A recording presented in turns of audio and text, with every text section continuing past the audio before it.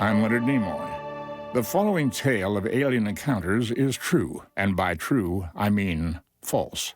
After a hard night's drinking at Moe's Tavern, at 2 a.m, Homer decides to go home and spend some quality time with the kids. Sensibly, Moe makes him take a breathalyzer test, which he obviously fails. I guess I'll walk home.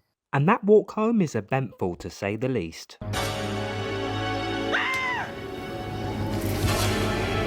For some reason there's a billboard that just says diet in the middle of the woods, and while running in fear from this, Homer stumbles across a mysterious figure. A green glowing object emerging from the woods. Homer is understandably freaked out, and even more so when the object appears to be very alien-like. Homer is scared and asks the being not to hurt him. Don't be afraid.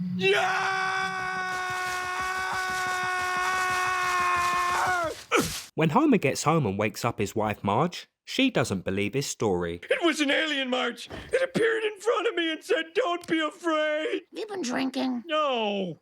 Well, 10 beers. To be fair, it's kind of understandable not believing that, but Lisa doesn't believe Homer either. Maybe you just dreamed it. Oh, yeah? Well, when I came to, I was covered with a sticky, translucent goo. Explained that. More sausage? Eventually, the FBI hear about Homer's alien encounter story and send agents Mulder and Scully to Springfield to investigate. If you're old like me, you'll remember Mulder and Scully from The X-Files, and I love the crossover between these two shows. Now we're going to run a few tests. This is a simple lie detector. I'll ask you a few yes or no questions, and you just answer truthfully. Do you understand? Yes. The father and son bond in the Simpsons house must be strong, because Bart is the only person in town who believes Homer's story, and eventually, his faith is repaid. But the alien flees. We still don't have any proof.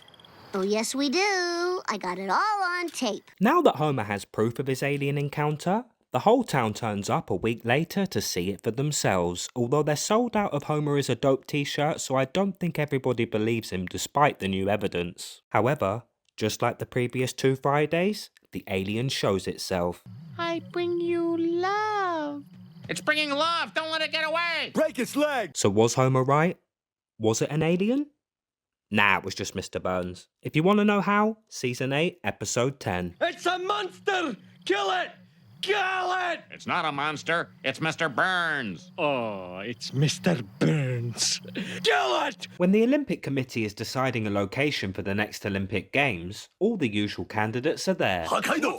Cleveland! Bangkok! People, please. You're forgetting what the Olympics are all about. Giving out medals of beautiful gold, social silver, and shameful bronze. And thanks to a letter from Lisa, Springfield is chosen. I say we bring her the Olympic Games. Who is with me? Well, I don't care. It's my decision. Homer's mascot idea, Springy, is chosen for the games. The town cleans itself up and the committee is satisfied until Bart Simpson's stand-up routine. You're from Russia, huh? Duh! You drunk yet? Duh. Here's my impression of an East German woman. Kiss me or I'll crush you. Peace out!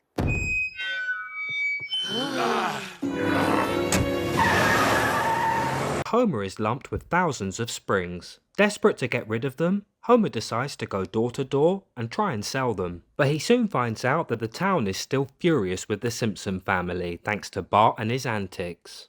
No! No! No! No! Stop the celebration! That small boy is drunk!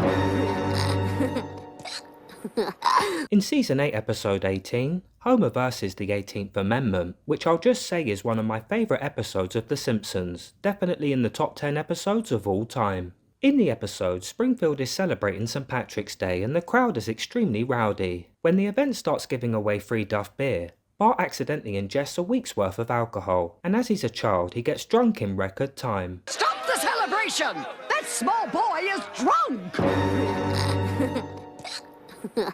Everyone is shocked that a 10-year-old is hammered, and the story even makes the Channel 6 news. Ain't that your kid on TV?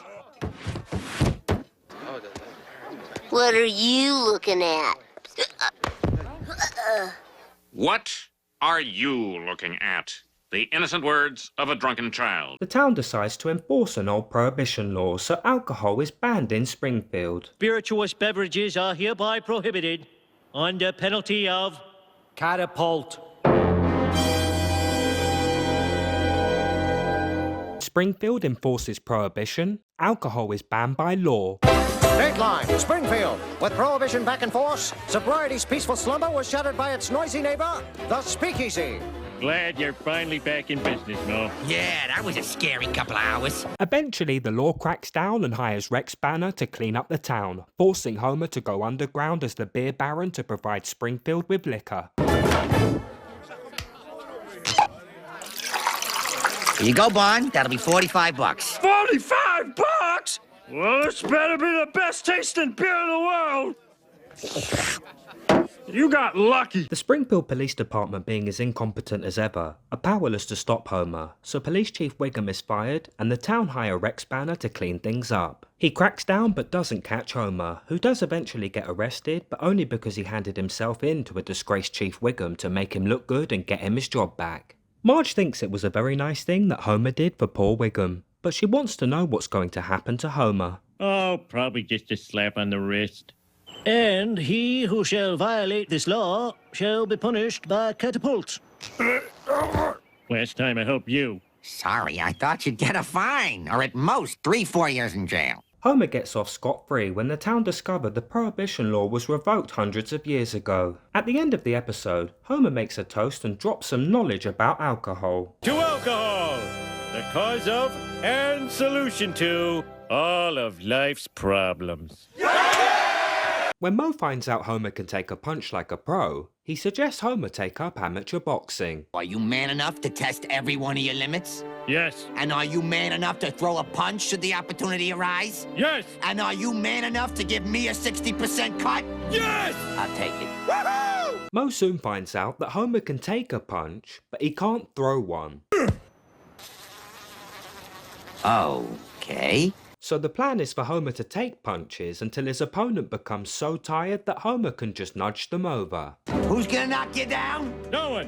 When are you gonna fight back? Never. What are you gonna do?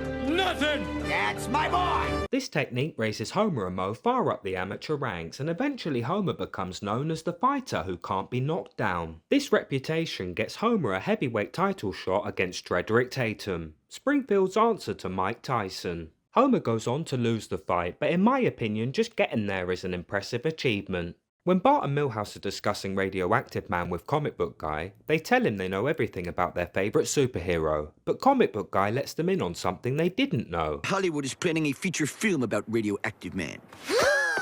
I have got to do something about that air conditioner suction. The kids at Springfield Elementary are happy to find out that they'll be making the film in Springfield.